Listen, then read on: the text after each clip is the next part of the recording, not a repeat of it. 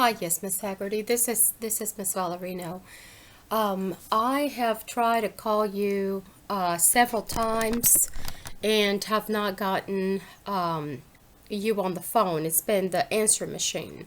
I have left several. Received any messages from you?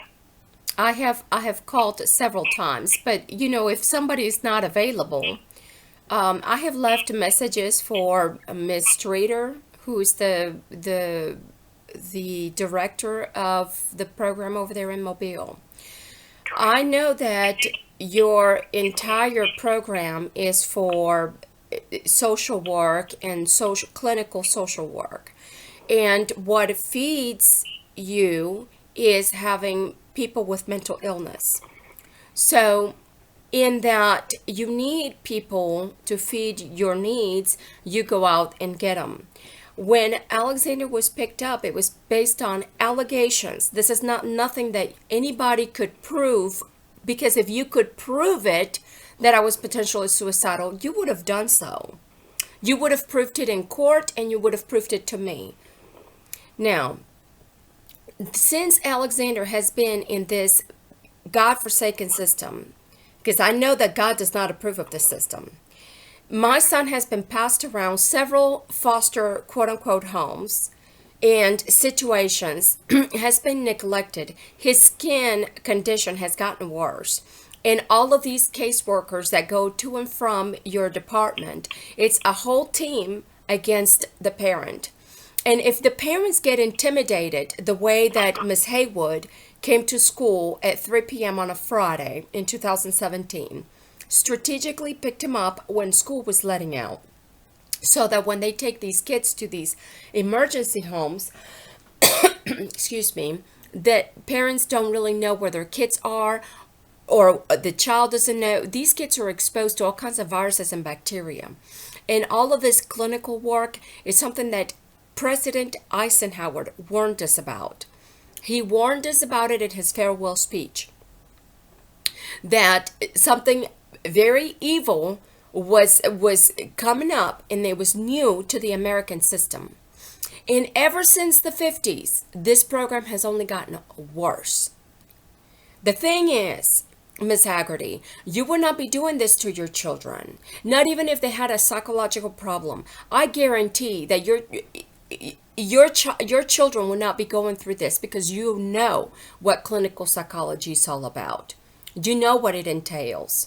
These kids are purposely in the system to feed y'all's luxuries and y'all's guts, because I am sure that you don't go to lunch. You sit in your office every day and eat lunch from leftovers. You go out and have your 1 hour lunch, and you provide for your luxuries, and you put your kids in the finest of schools. You're not going to have your child or your children passed around, so that these children that who were supposedly broken end up even more broken. And if they were not broken, they're going to end up broken so that they can continue to feed y'all's colleagues.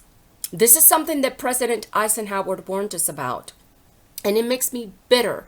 It makes me bitter because I see that this country, instead of properly equipping the young men and women, what you're doing is preying on the youth. Yesterday I was at a store, and I saw, and I've seen this scenario before. I see this very unhealthy looking man with a obese and just unhealthy looking, okay, with this young lady, black Afro-American young lady, with this Caucasian man.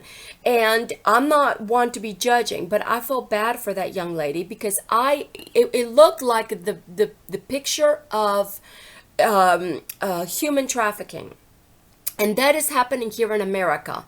My son had no business being placed by your worker that you assigned, Miss Brotniks, okay? Because I know she's a new caseworker, and she has to get her clinical trials and her clinical work under her belt, for her education on the job training or whatever, out of my son's expense. She purposely placed him with an older, unhealthy man, single man, My son had no business with a single man. If that man wanted to have his own children, then he should have thought about that. I'm only gravida tu para tu. I didn't go out there birthing all kinds of babies. I didn't go out there prostituting myself and doing cocaine or doing meth or any opiates, which is very popular in the South. Y'all are feeding that industry because the more psych patients you have that you're diagnosing with these, they're kept from getting a job, and then their refuge, instead of being God, it's the opiates that you yourselves provide them with. You see how you keep that vicious cycle going, and then their children don't have hope because their children are automatically placed in foster care. That's how you feed your system, because these so-called patients in the system, when they have their own kids, their kids end up being in the system. This is a disgrace of our American culture. It is an embarrassment. And Miss Brodnick is half blind. Ever since she took over the case, my son has been wearing thicker glasses, and they're always broken. Okay, my son did not look like this when he was under the care of Mr. Sanders. Mr. Sanders did not ever speak in court because the one time that he refused to speak, Miss Mack came. She was no longer the caseworker, but she came out as a backup, okay, just in case Mr. Sanders had a tying of the tongue, because Mr. Sanders was a righteous person, and all of a sudden he was dismissed, or maybe he quit because he was disappointed. I will never know. But all I know is that he's no longer with the agency. Okay, and there's a reason for that. When they either refuse to cooperate with your corruption, then you let them go, or they themselves quit, and that's when they speak up. There's many people speaking up against your system because it is a corrupt system that preys on the children. Okay, I could not have a heart to, if I knew that the money that I was spending on my gut or my luxuries came from a child that's being neglected and murdered, basically, okay, or being imprisoned by this God-forsaken system, because God does not approve of this system. He doesn't. My brain does not function this way. My brain thinks all day long, okay, all day long about how I can heal myself and other people. Okay, and medical professionals, that's not the end of their education. That's only the beginning for naturopathic doctors. The naturopathic doctors are righteous people. They go to medical school and then they study naturopathic medicine. So for those of you who think that they're a quack, they're not. And you're not going to see any perversion with clinical psychology in that field. You're going to see prevention. This is why they believe in yoga and Tai Chi and believe in a balanced diet and all of these things, that have been brought up to your attention.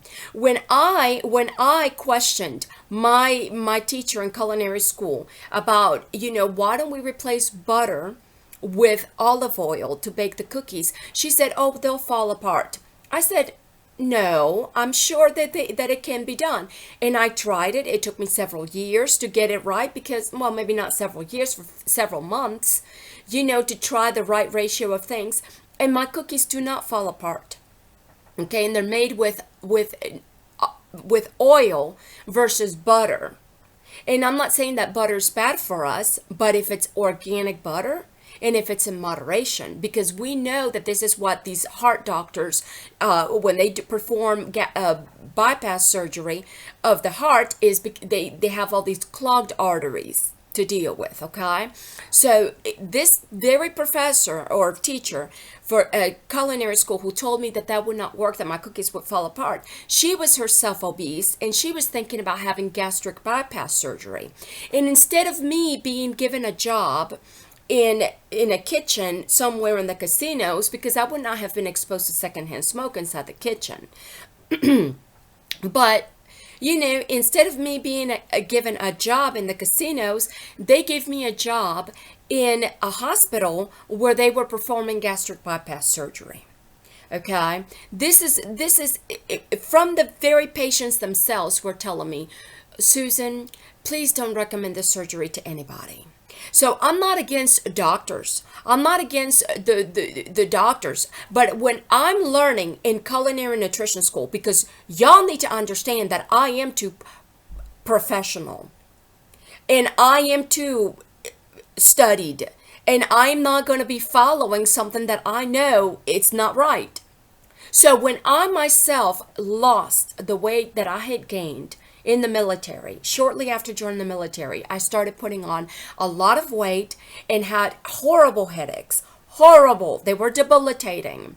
Okay, my eyesight was poor. I had all kinds of inflammation, acne, and inflammation of the joints, and all kinds of neurological issues. Now, when I started into applying my knowledge of what I had learned in nutrition class, which the top three diseases in America were at the time in the late 90s were heart, diabetes, and cancers, and all three related to diet. And I also made an observation that not just diet, but the environment.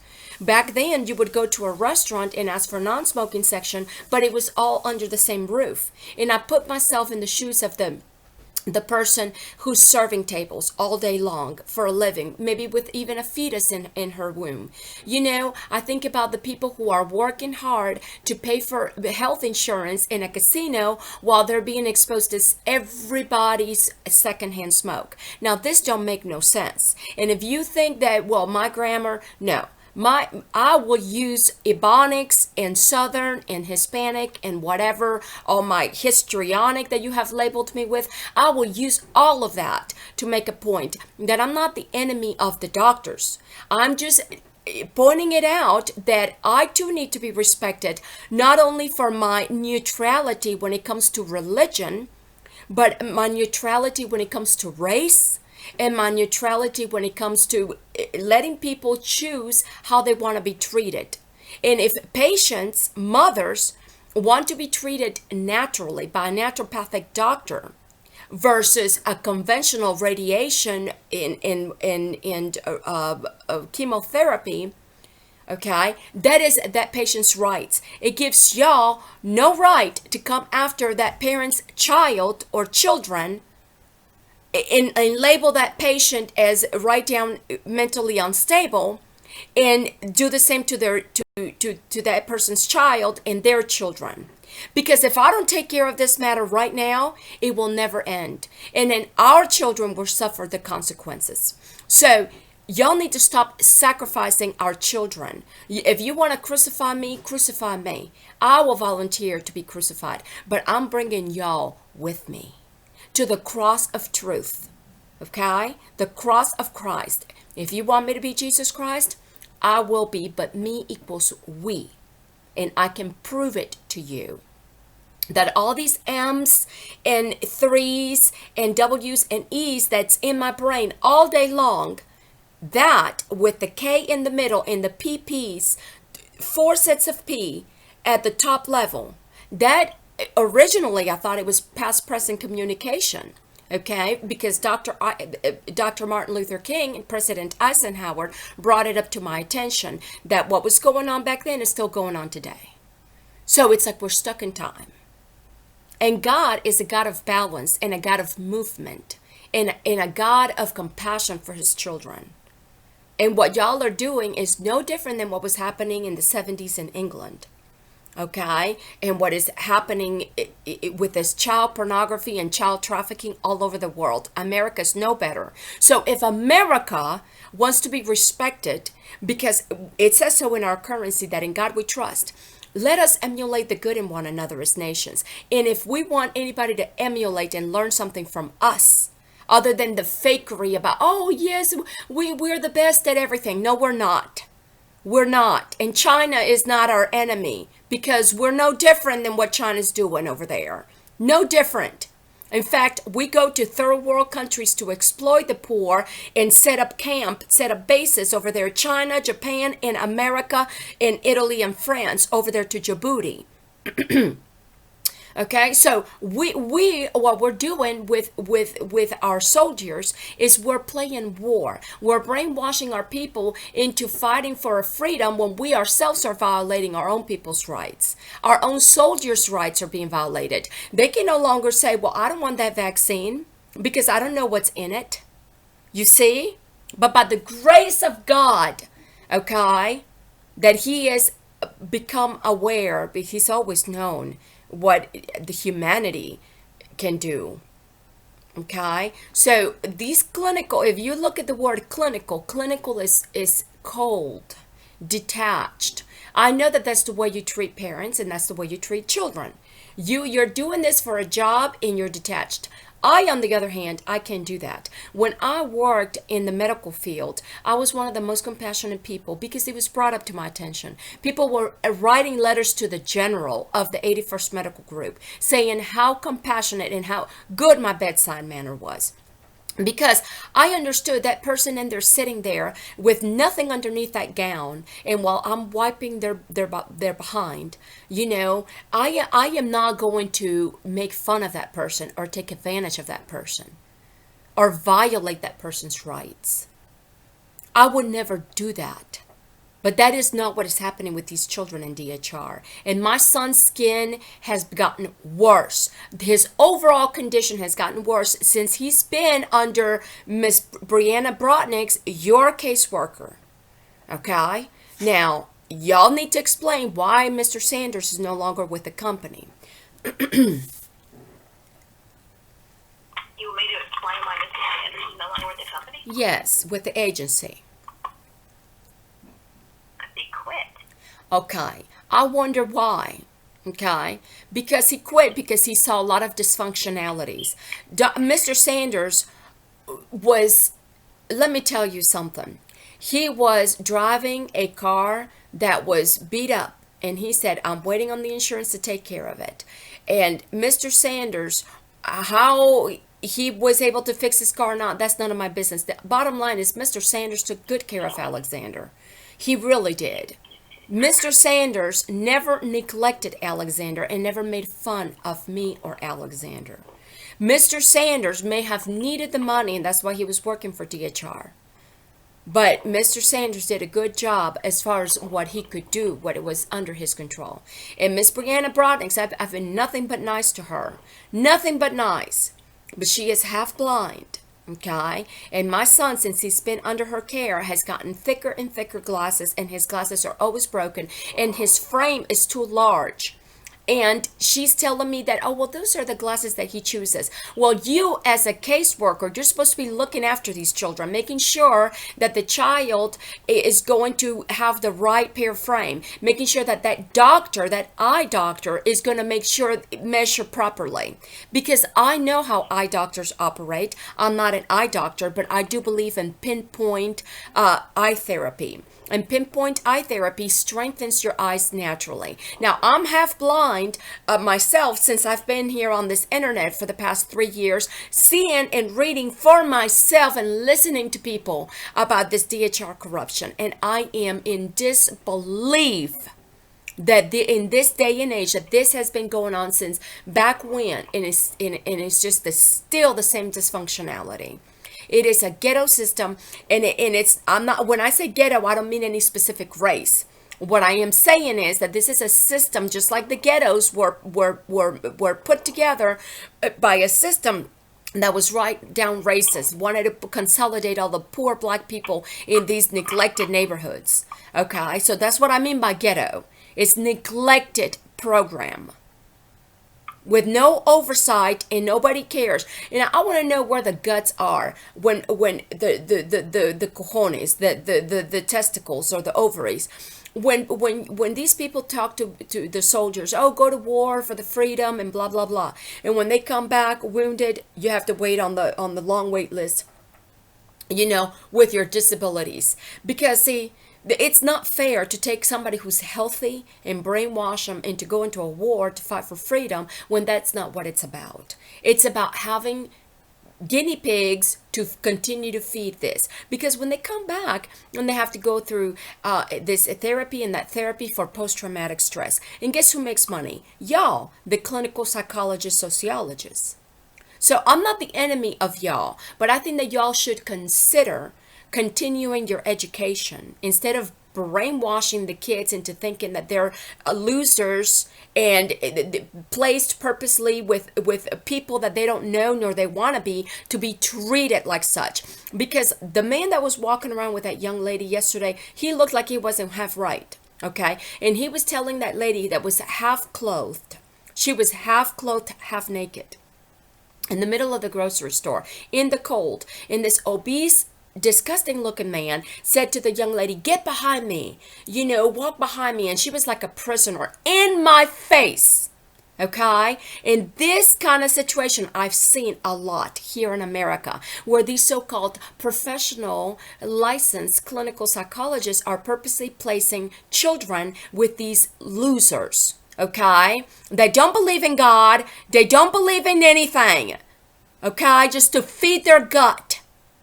It is disgusting.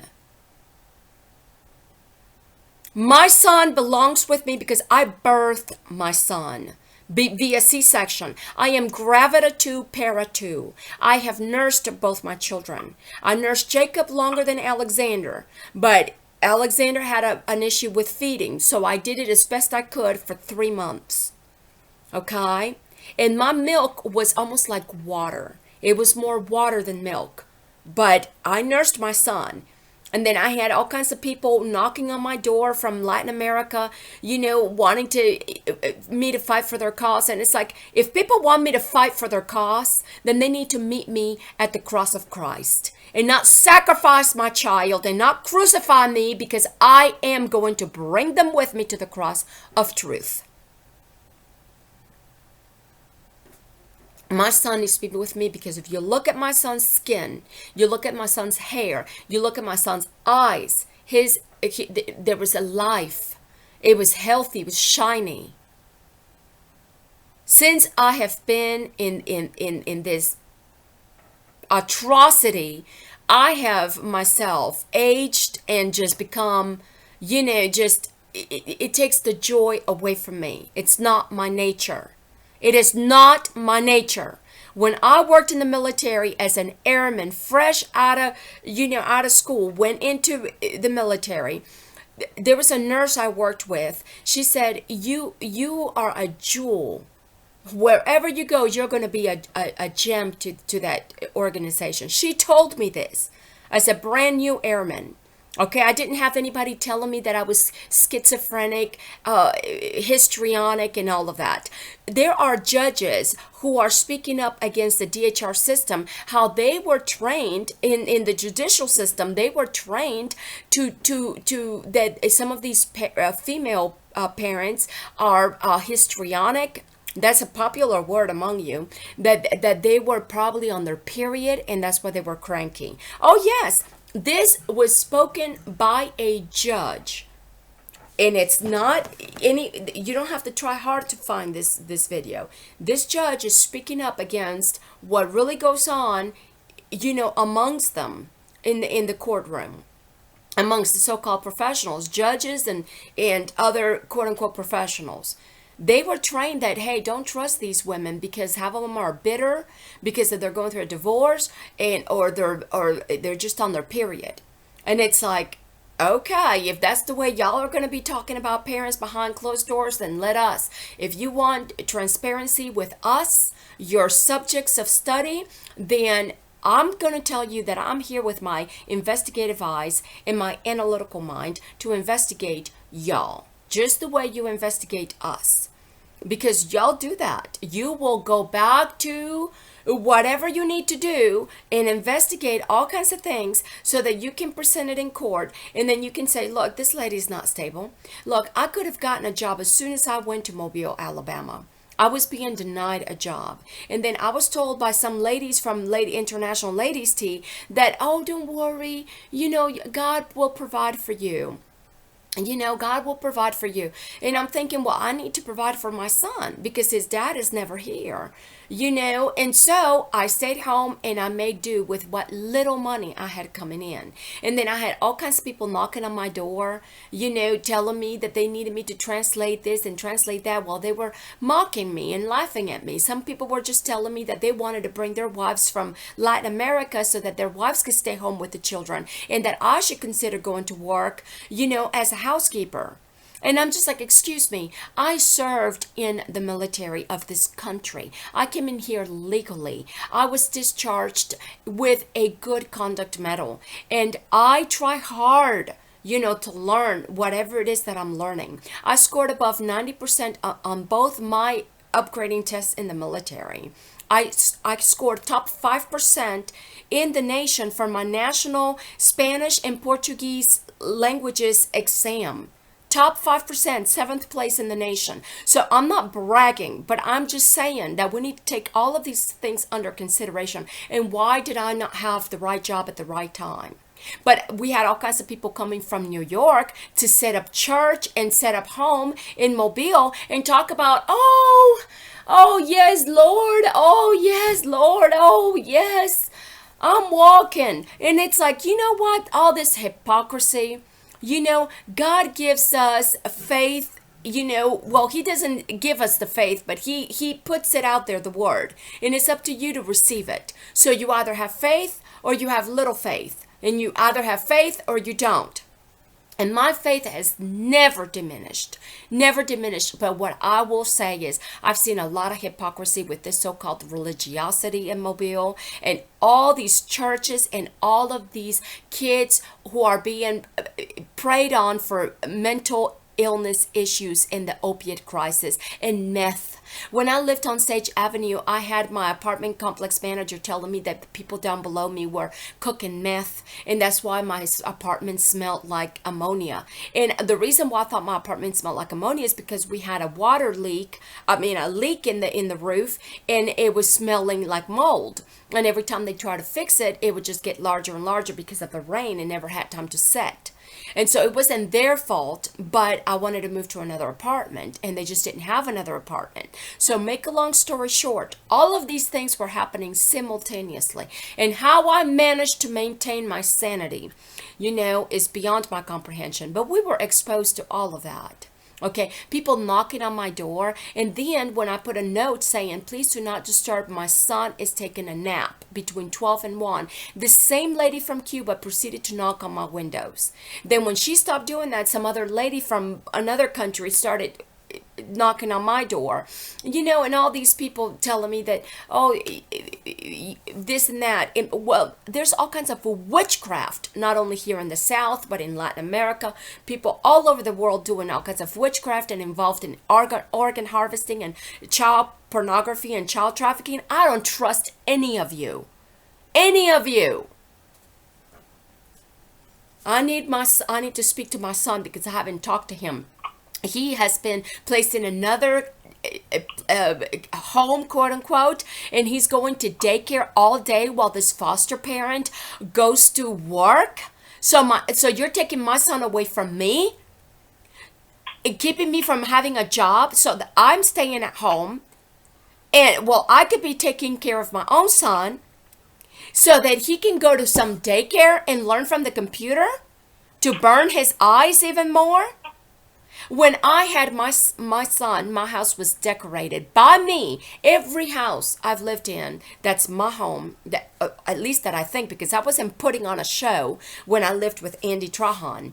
Whatever he was doing, I don't know, but I never agreed to any show when I lived with that man. We were in a relationship and I wanted my house decorated just so, with a lot of natural light, life plants indoors, and I allowed Alexander to climb the door jambs and strengthen his upper arms, and to have the freedom to walk around while this man sat on his butt all day long and drank beer all day long and watched TV all day long while getting paid.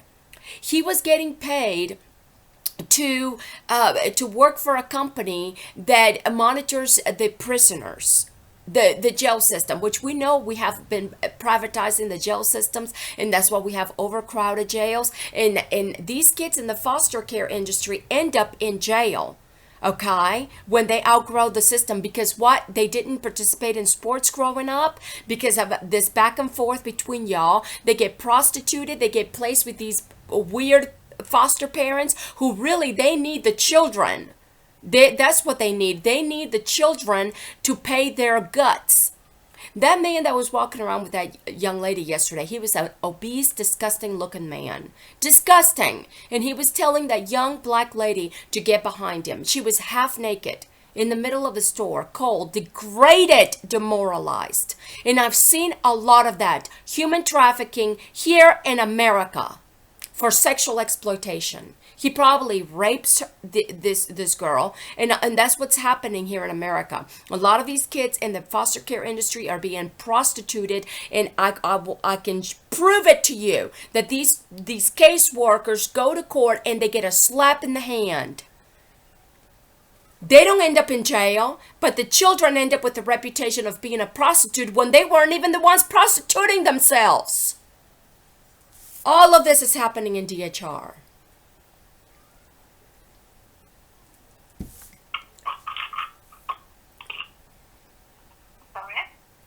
I just wanted to say that these social workers, they need to consider going back to school to become naturopathic doctors so that they can fully comprehend the importance of education, and they can fully comprehend the importance of taking out the bad and putting in the good, and they can fully comprehend the importance of these kids being in an environment that's free of smoke, free of drugs, and free of pornography, and have a lot of natural light and live indoor plants, and have a place where these kids can learn and practice Tai Chi, practice martial arts for self-defense, and play music and paint and have art and drama to allow them their freedom of expression, because these kids are being oppressed and depressed on purpose, so that you can keep them medicated and keep them in the system and their children. And it will never end unless we do it together today.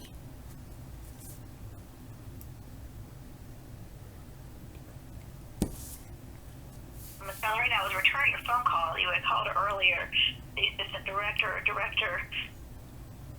And I was returning the phone call. I need to speak to my son Alexander, because he had a sinus infection the last time I saw him. You need to look at his legs. His legs are in horrible condition. I don't know when he acquired this skin disease, but this is a skin disease, and it needs to be treated with the proper medication, not with these I'm trying to think of the word, steroids. I don't want any steroids, because that leads to Cushing's syndrome. So I don't want my son experimented with. My son should have never had this skin condition anyway. That was inevitable. I mean, not inevitable. That was something that was avoidable. And these kids are being used as guinea pigs for the medical professionals, because they don't know anything about naturopathic medicine. They're just following, the corruption and politics within their own hospitals. And they don't really comprehend about health and nutrition and preventive medicine. They're using kids for guinea pigs, and all of this that's happening with this corona, and now them wanting to test these vaccines, they're going to test them on these prisoners and the kids in the D.H.R. system who are also prisoners of the state. I want to know why our states of America have become so destructive, and God destroys what is destructive. God destroys and he rebuilds. And I'm telling you, God only makes me stronger. Okay? God knows that I'm not attached to material things. I have had cars, and if I have to sell my car and ride a bike, I will do so. I can be in my 40s, but I can ride a bike. Okay? I had 2 incidences that by the grace of God, Miss Haggerty, by the grace of God, one time I was riding my bike in this car, and it may have been my fault, because I should have just, not all cars understand that pedestrians and people in bikes have the right of way. So anyway, make a long story short, this car and I didn't collide. I don't know how, but if you had seen it, the cars crossed, but they didn't touch. It's like you see something and it's like it's crossing, but it's not touching. I had an incident the other day where I was driving to Mobile or from Mobile, um, and this truck out of he went from his lane, and it was a long truck. He went from his lane all the way to the right to exit, and I was on the right lane, and we crossed, but we didn't collide. I don't know how that can be explained. But I have already had these instances where this has happened to me. By the grace of God, because God wants me to be alive to do my job until it is done. And if I point out that we need to increase our omega-3 and we need to enrich and fortify our food with omega-3 because our kids, according to statistics, were deficient.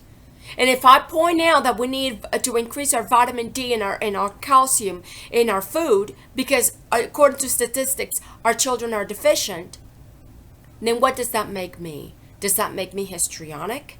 Does that make me a person who's not professional? Does that make me a person who's paranoid schizophrenic or a person who's got mental issues? I don't think so. So what y'all think about me, I don't care. I am my work, and my work speaks for itself. And I don't care about your opinion or the opinion of my child. I discipline my child because I love my child, but I'm not going to ever neglect my child. And what you're doing is you're waiting for these kids to age out of the system so that you can have your morbid curiosity satisfied. That's what this is about. Studying these people. You know, it's like, why don't y'all study yourselves? Stand in front of the mirror butt naked. You will see that one breast is bigger than the other. If you look up in your nose, you'll see that one nostril is larger than the other. And if you look at your eyes without makeup, you'll see that one eye is larger than the other, and so on and so forth. That's the way we are. We are imperfect, and we're broken pieces of bread being gathered by God. His faithful remnant is being gathered. We are all broken, coming together to be one whole.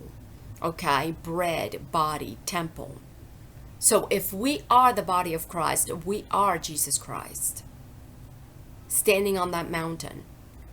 And that mountain, in the book of Zechariah, says that Jesus will stand on that mountain, which is we, and that the people, the oppressed, are going to escape through the valley. So the mountain valley is the same. And my name means valley, and Alexander's name means mountain of olives.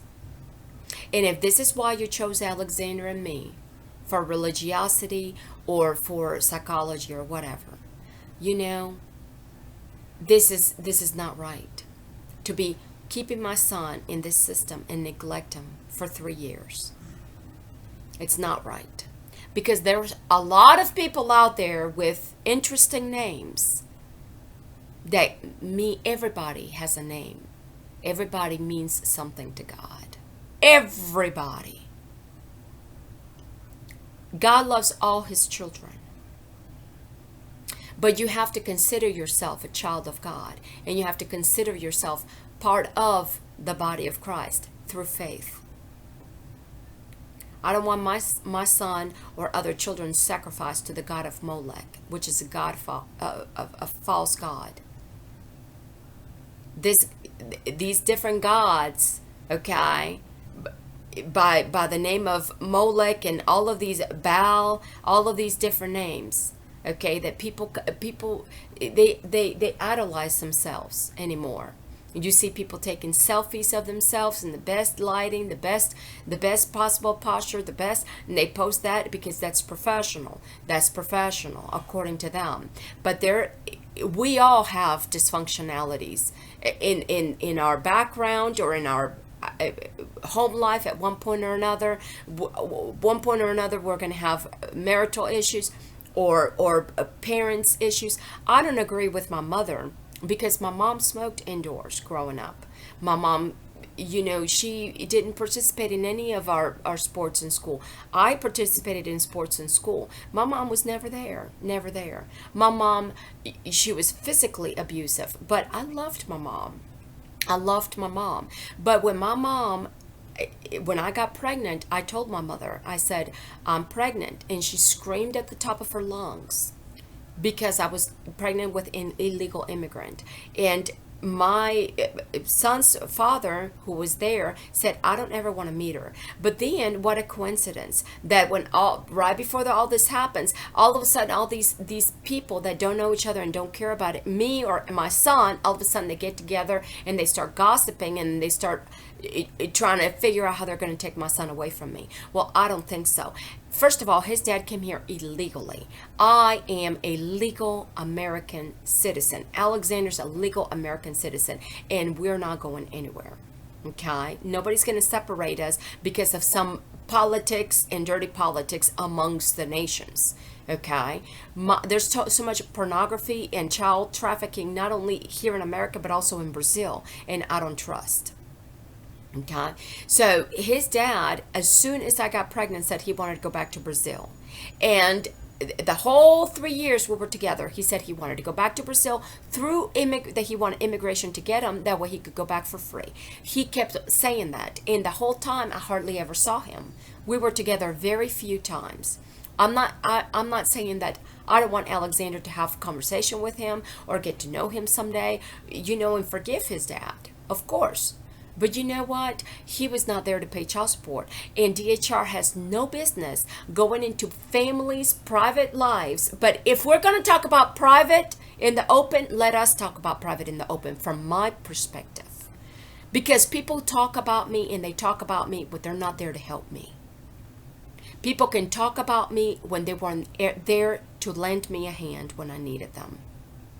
Okay? So, my son is a legal American citizen. He is not government issue. And neither are these children.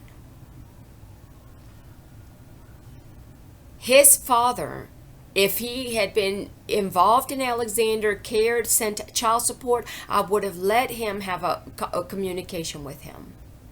But he wanted to go back to Brazil. And I don't do wishy-washy stuff.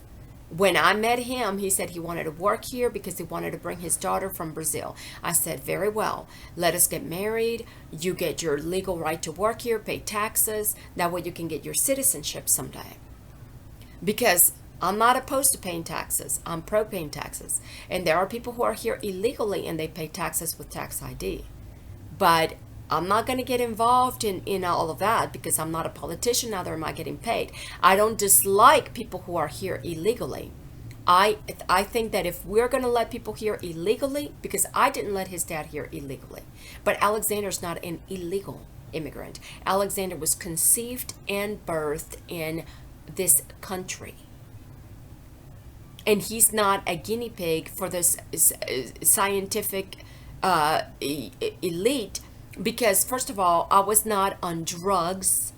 And there have been a lot of labs here in Alabama, especially Alabama is known for D.H.R. corruption and lab corruption, being busted for having falsified parents' tests with the people who were negative, positive, and vice versa. So basically, they'll take somebody else's drug test and some drug addict and let him off the hook, to come work for D.H.R., like cooperate with the system. We'll clean your record up. We'll give it to this other lady because she's got kids.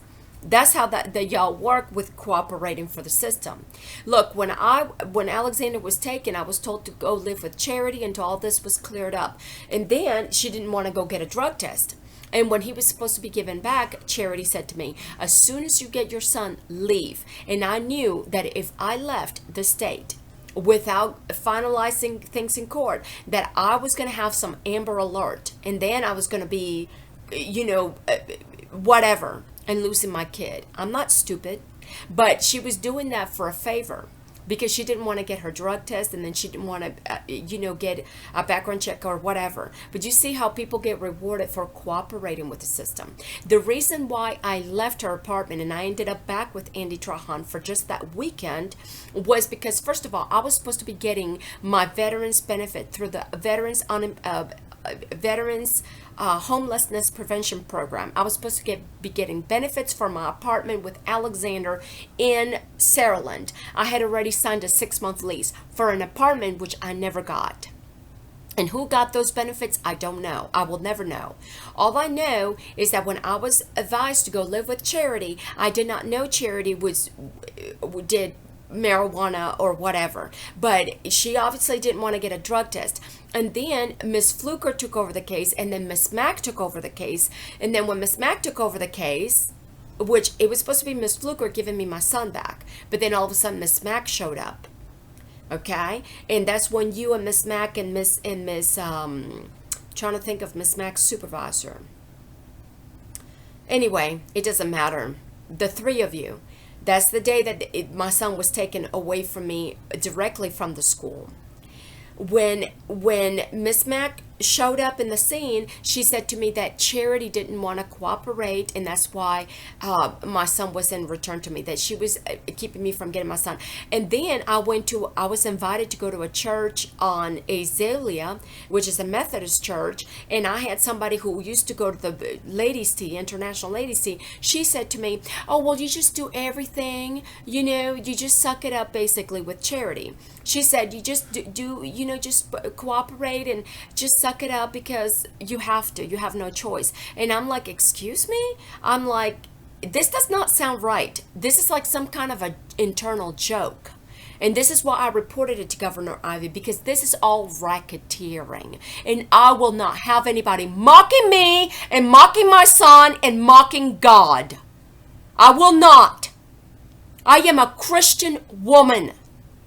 I came in here, and when I lived on Sage Avenue, I saw a vision of this tree with 12 branches and 2 main branches. I saw a vision that in the name Sage was revealed to me. Savior, Allah, God, Elohim. And then all of a sudden I had some pastor from New York set up camp in Mobile talking about God and Jesus and Elohim. And I knew, okay, this is intellectual capital theft. It's invading people's homes, stealing their intellectual capital, studying people. You see how dangerous this is? You can take somebody's handwriting, study it, and pretend to be somebody you're not. You can take somebody in with an algorithm and keep them from working. You can take somebody if you have access to the computers, you can take somebody and really stick it to them where they cannot get a job anywhere. I couldn't get a job anywhere, and I'm not a spy. I'm not a spy for the CIA or the FBI, but I am pro-national security. I am pro-national security, and I want to know why our country's letting everybody and their brother in here, and these kids go missing and then nobody knows. Because we, the nations, have a disorganization going on. We, the nations, are involved in human trafficking, organ harvesting, and child trafficking for pornography and for prostitution. And the court-appointed attorney that was assigned to me by Judge Naaman is Kent. Trying to think of his name. Anyway, Mr. Kent Baxley. The very first question he asked me in that very room where you told me that Alexander was scared of me, when you crossed your legs and you looked at me straight in the eyes and said, well, Alexander's scared of you. And I'm like, why are these kids not heard in court? This whole thing is brainwashery and just right down witchcraft. Okay? And I'm not saying that you're a witch. I'm saying that there's a lot of witches in Mobile. That is what I'm saying. Okay? Native people and people from all over the world. A lot of witchcraft going on. And I don't trust any of you. And when Ken Baxley asked me in that private room, he asked me, who is your next of kin? And I'm just thinking, first of all, I'm not an agent that they need to be, looking. And I told him I cooperated with him or whatever questions, because I think he wanted to know where I was cognitively, or if I was like doped up or whatever. First of all, I don't do drugs. I never have. I tried marijuana one time, and that's because my stepfather, who works for the Pentagon, suggested that I try marijuana just to get it out of my system. I tried marijuana one time when I was 27, and I'm 47 now, and it was disgusting. I threw up Okay, I had diarrhea and I was sweating profusely, and the room was spinning, and I said, never again will I do this. I don't have a problem with people doing marijuana in their homes, whatever they want to do, but not where I live. No, because I don't do marijuana. I don't like the smell of it. I think it smells like skunk. So anyway, that's just me personally, but I'm not going to go into people's homes and invade them and tell them how they need to be living their lives. Okay, but I was used for this, to crucify me and my son for this, all of these politics within politics. And I'm telling you, I will bring y'all to the cross. You want me to come to the cross? I will bring y'all with me, because me equals we. We are the body of Christ. I'm not here to be a victim and be bleeding for y'all, because that already happened. And I'm not going to let my son be crucified and these kids be crucified to a false God, because that is against the law of God. In the Bible, it clearly says that children are not to be crucified, that the blood was already shed. So Miss Diane Miller was telling me that, oh, well, I always wanted to have my own children with my husband, and you need to let D.H.R. do what they need to do. Susan, don't you trust? And I'm just like, and then she told me she knew the judge. And I'm thinking, excuse me. Oh, also Ken Baxley asked me, well, did you get a drug test? One of the first questions. And I said, yes. And he said, well, did you know how it came back? And I said, excuse me, it came back negative. They gave it to me right away. They told me everything was fine. And he's like, well, do you have proof of it? And I said, yes. And what he wanted me to do was bring my paperwork from a divorce that took 5 years in the state of Mississippi. Well, I don't trust, because when I came with my paperwork to see one attorney in downtown Mobile on Government Street, somewhere along there, this attorney had an assistant, and then she had another assistant that came out of nowhere. This other assistant that came out of nowhere looked like a one of y'all's people, like has that demeanor, very cold and very bossy. And she wanted to make copies of my paperwork, and she never returned them. She was confusing me. She was like, well, can I see this, and can I see that, and can I see this, and can I see that? And she wanted to get me to pull out more paperwork than I could keep track of. And when she returned the paperwork to me, she only returned part of it, not all. And what was I going to do? How was I going to be able to get it out of her, or go punching her? No, I couldn't do that. You see? So the bottom line that I'm saying here is that lady took my paperwork from me in my face in an attorney's office. So obviously they knew, because all phone calls are monitored and recorded for quality purposes, and I don't have a problem with that, because I have nothing to hide and nothing to fear. So they already knew that I was coming to their office. That's why they called that lady some kind of social worker to get all this paperwork from me, never to return it to me. Because see, when you have this paperwork and you go to another attorney, they can say, okay, what's going on here? Because the parents are signing paperwork from y'all when they get to these ISP meetings. They're asked to sign their name on this log, and then y'all, it's like a whole team against the parent. The parent doesn't really have an opportunity to speak when you're in front of all these different people. They give you like 2 minutes, and if that, and that doesn't even make a point, while they're taking turns, and they're all against you. So it's really not a fair game. And this is not a game. But the mentality here in the South is everything's football. Right? People are addicted with football. They watch football 24/7. I don't dislike football. I'm not saying football is bad, but it is not God. And when everything revolves around football, and the mentality that these kids are little footballs, are getting passed to and from around, and unless you have the right coach or the right strategy or the right team, you ain't gonna get that ball. And it's like, I'm sorry, but I don't play that. So with that being said, when these parents go and signing these ISPs that they are participating in the meeting, they really don't know what they're signing, because y'all, that these paperworks are loose. So what you can do is you can document whatever it is that you want to document, and then there's a signature saying that the parent was there, present, what we discussed. And all of this has been brought up to my attention by caseworkers that used to work for the system, okay, that these things get swapped, these papers get switched around. the evidence gets concealed or swapped around, that kind of thing. So with that being said, when Charity told me that as soon as I got my son to leave, I knew right then and there was something not right. Okay, this is why I was like, I'm not putting up with these games. I'm not putting up with these games. And then Miss Mac was trying to say that I'd spend the night in my storage unit. First of all, I took photos of my storage unit at the time. My storage unit was full.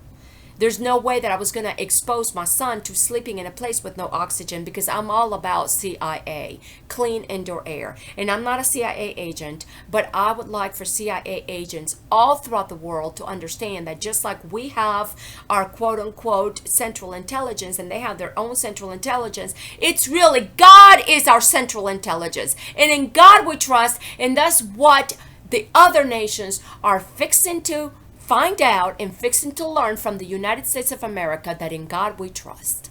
Because I trust in God. I don't trust in any of you.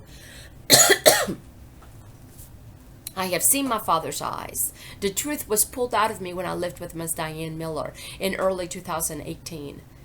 I had the truth pulled out of me. And I said, en el nombre de Jesus Cristo, I declared. And I'm all the way. And I've been thinking this way since the early 2000s. I don't change. I color my hair the same color.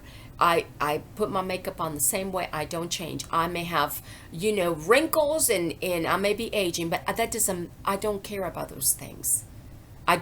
Those things don't bother me. In fact, I want to live to be 100, but if I don't get to be 100, I don't care. But I want my children and their children to have a better future, because it won't matter to me anymore, because I'll be dead. So what does it cost me?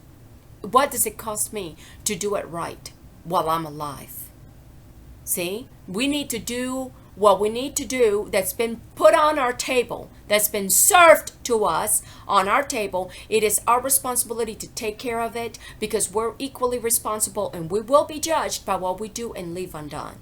And God knows when God puts something in front of me and he wants me to look at it, then I will look at it and I will take care of it with my disabilities and my abilities for his kingdom. Because when I'm dead, it won't matter with me anymore. But my children and their children, and when I mean my children, I mean all children.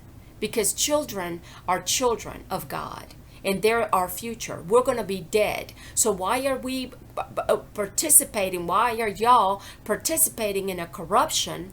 The demoralization of children, purposely breaking children to continue feeding the program. When y'all are dead, and this continues, how are you going to benefit from that? See, we need to do what is right today. Don't worry about where you're going to get your money, because just like God says, the birds, they don't question me. They trust me. And when Miss Diane Miller said, don't you trust? It's like, no, I don't trust any of y'all. I have seen too much racketeering and corruption for me to be naive to trust. When it was pointed out to me by Andy that these inmates are being given these laptops or these tablets, and we have these privatized jails, these people are sitting there whether they're guilty or not, or for misdemeanor crimes, or for things that they were a victim of their society. Some of them, I'm not saying all of them, but yet we allow white collar crime to go unpunished. Because the very white-collar crime is the privatization of these jails, which is exploiting the people. These people are being used for guinea pigs for this coronavirus vaccine. And these kids in the D.H.R. system. God forbid, these people need to know, okay, that no is no. Even inmates have a say-so. Even inmates have the right to say, you know what, I don't want that shot.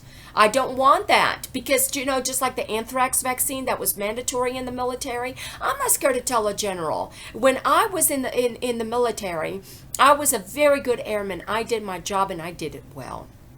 Okay, my patients were contacting the 81st Medical Group General, talking about how well I was doing my job as a little airman. Okay, because I was conscientious.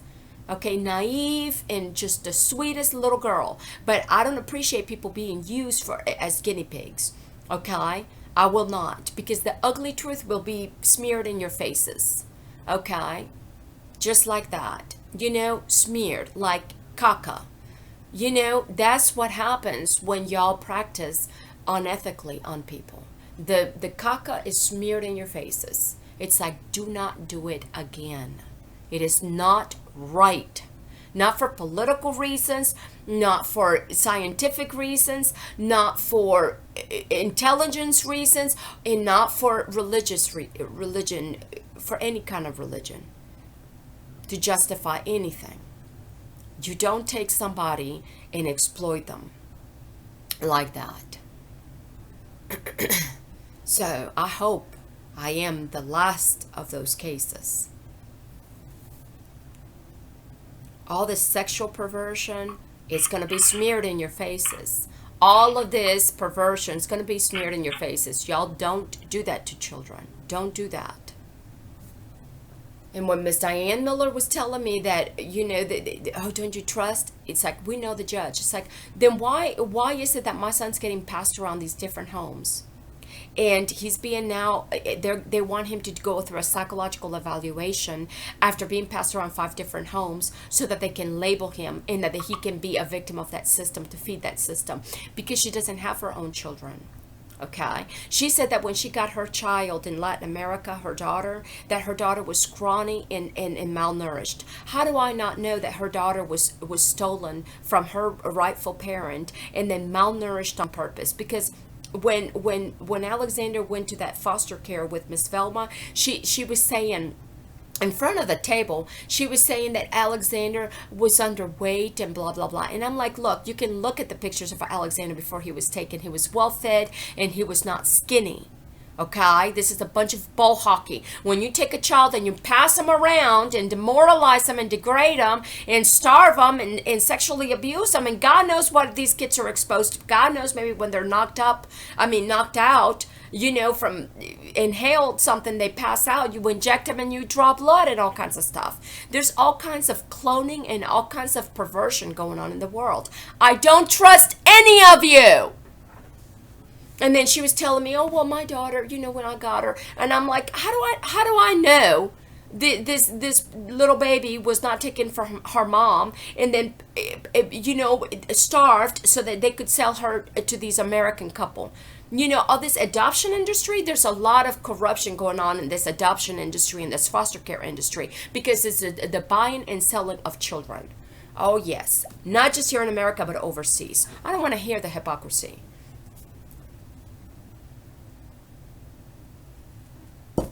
All of this religiosity and all of this is hypocrisy.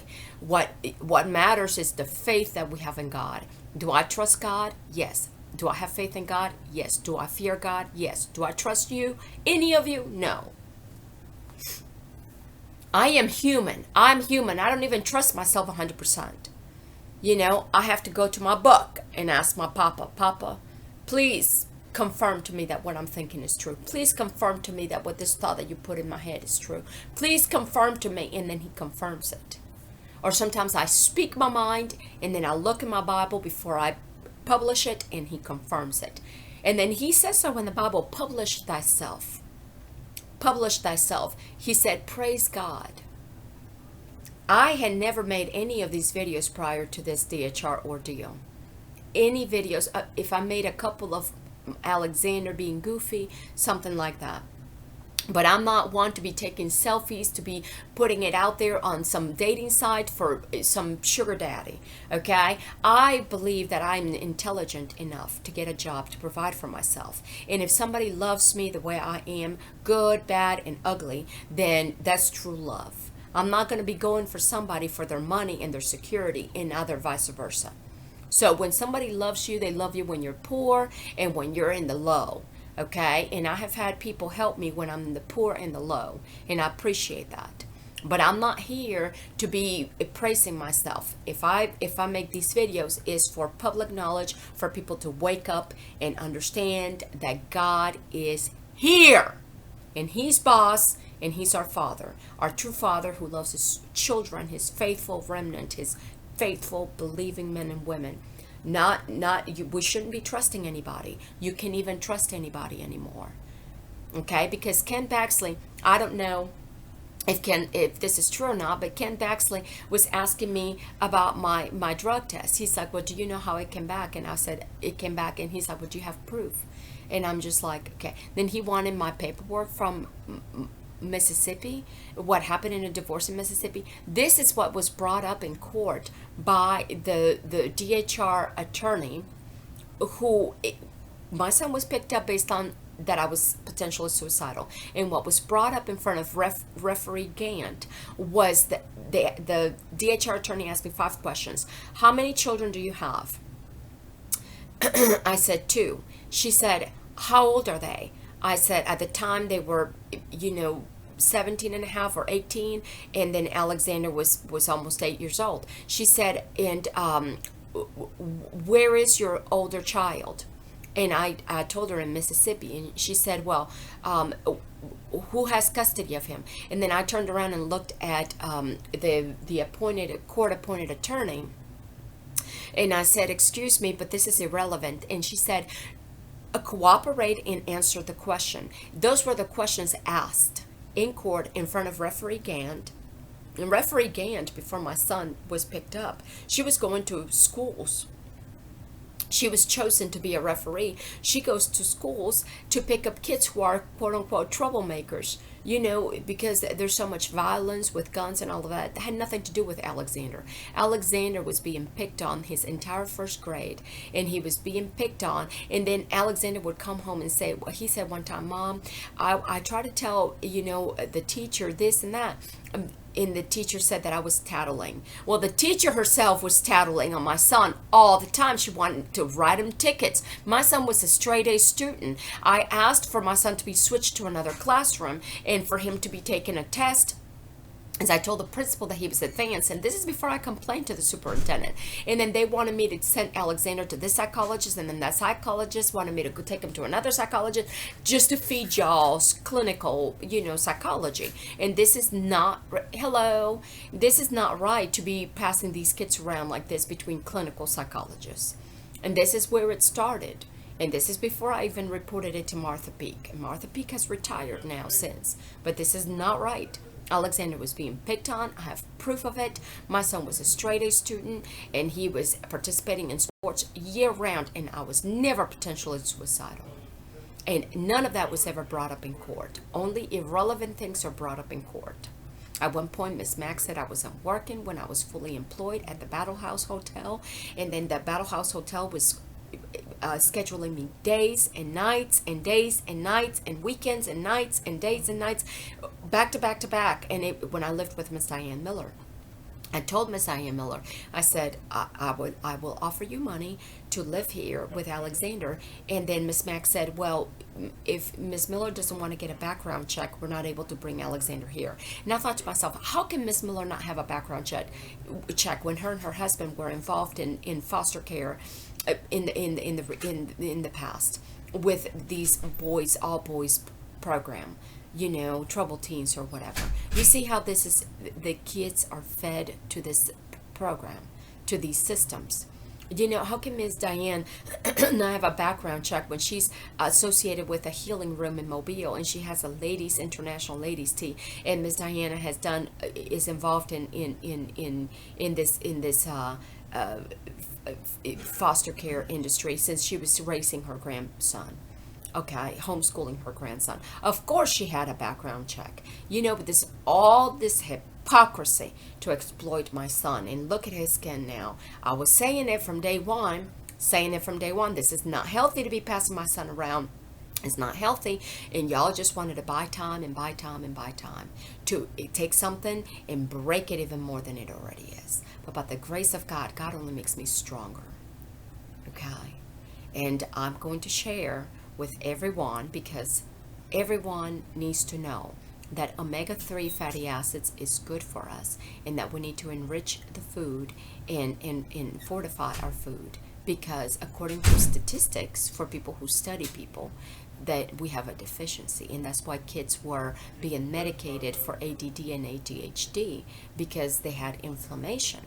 So when the clinical studies that were conducted, proved that when these kids were switched from medication, conventional Ritalin and other conventional medication to treat ADD and ADHD, and treated them with omega-3 supplementation, these kids improved significantly academically and in their behavior. So that just goes to show you naturopathic medicine is superior. So this is a message for y'all medical professionals and clinical psychologists and sociologists, that y'all need to consider going back to school to study naturopathic medicine, and consider prescribing and martial arts for self-defense, so that these kids are not victims to prostitution and sexual molestation and rape that goes on in these different foster home environments. See, and also it prevents bullying in the schools. So it teaches them discipline, and it teaches them self-defense. Self-defense, which is different than violence, without a gun, you see. And you take these kids and you teach them that music and art and dance and being able to express themselves with drama on a daily basis, you're going to see a big improvement. But this is why Maria Montessori needs to come to y'all's public school system, because the public school system needs a light that comes from God. It needs a natural light in get away from artificial lighting and bring the indoor plants in. And we need more outdoor classrooms, and we need to breathe the good breath of life from God. And we need to stop exposing these kids to computers 24/7, because this it makes their eyesight worse, and it promotes kids' obesity, all of this kind of thing. See, God is looking after his children, and there's a light that's going to be shined in our public schools and in D.H.R., and all these kids are going to be rescued before they go into the meat grinder. Okay, because just like Pink Floyd was singing about in the 70s, he see how these musicians, they're gifted, but he was picked on in school. He was picked on in school. He saw the own teachers were picking on the students, and the other students would pick on the other students, and he saw a lot of that, that helped him with his human growth and development. And what he did, he had an outlet of music. Unfortunately, with these kids in D.H.R., what's happening is they're switched around, and they're being picked on by adults, and then they're told, medicated, and they're told they're no good for nothing, end up in jail, and end up how is that gonna be good for our society or good for our economy? Oh, but it's good for the sociologists, the clinical sociologists who continue to study these people and medicate these people. I don't think so. Y'all need to go back to school and consider naturopathic medicine. I'm telling you, that's the way to treat the kids of the future. So for y'all want to study people, y'all need to go back to school and study naturopathic medicine. That'll give you something to study. And that's what I have to say about that.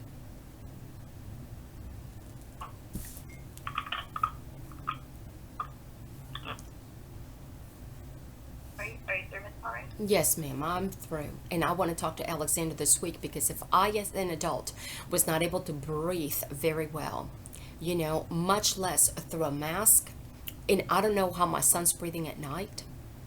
I used to make sure when he had a breathing issue, whenever he had a sinus infection, I would go in there and massage his sinuses, and I would let him take a warm shower and stay there a little bit longer, and I would put an ointment that's all natural, essential oils to open up naturally. And I would rub his chest and his back and his neck area. And I would check on him several times in the middle of the night. I would put my fingers on his nostrils to make sure that I was feeling warm air coming out of his nostrils, to make sure his breathing was actually through his nose and not his mouth. If I, as an adult, have been having a hard time breathing, I can just imagine him in a daycare all day, learning from a computer. I don't think so. I need to talk to my son this week. Okay. Well, I have spoken to Broadneck. Miss Broadneck was out today with some other children in the doctor's office, so I'm sure she will try and get that handled And can you tomorrow. please do me a favor and take Alexander yourself to a pediatrician who knows about dermatology? I don't want my son exposed to any steroids, but I do want my son to have the proper diagnosis. And I want this could be a staph infection, this could be a strep infection of the skin, or this could be a just a fungal infection. I don't know, but this needs to be looked at. You need to look at his legs, please, Miss Haggerty, and he needs to be Okay. taken care of. We'll be here. Your visit's next Thursday. Is that when your next visit? Yes, but I cannot wait till then. I need you to look at him. Need you to look at him and take him to the doctor, because Miss Brotnick is not doing it. Miss Brotnick is like, oh, Alexander just needs to stop scratching. Well, if it itches, I'm going to scratch. If it itches me, I'm going to scratch it. There's a reason why it's itching. Why is it itching? It's a skin problem. There's something, or sometimes it could be a side effect of medication. So these kids are being experimented with by our medical professionals. I'm not saying that all doctors are doing that, involved in that, but certainly these kids are being exposed to stuff, and they're not, we the parents are not even able to be there, because the day that I escorted myself out of the hospital, out of USA Hospital. I escorted myself. It's because Miss Brotnick was telling me that she had placed Alexander with a single man, foster parent, in the hospital, and he was making fun of my situation. And she was saying that Alexander was scratching his skin, and that was his fault that it was like that. No. If it itches, it's because he's been exposed to something. There's a reason, an underlying reason. My son's skin did not look like that. And I do believe that they were jealous of his skin, and his hair was silky. And his eyes, just big, beautiful brown eyes. Alexander had the most beautiful, beautiful big brown eyes. And his eyes were full of life, and just, I need my son returned to me. Nobody's gonna care. Nobody cares about my son the way I do. Not my mother, not his dad, not any of these people, not his uncle in Mississippi. They don't care. They just wanted to come here and live the American dream. Okay? They don't care anything about me or Alexander and I. They just care about their own security.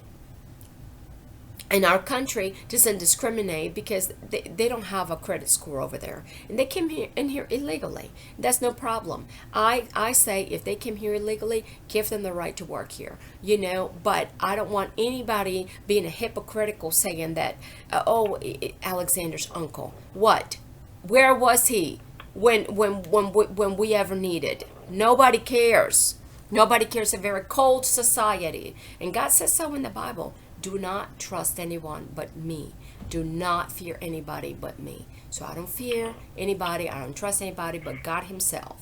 Thank you. Well, Miss Valeria, let me get with the supervisor and see about getting him an appointment with a pediatric dermatologist. Yes, ma'am. And I need you to be there, because I need you to look after my son. I don't want him placed on steroids or anything that has side effects. I need to know the medication before he is given the medication.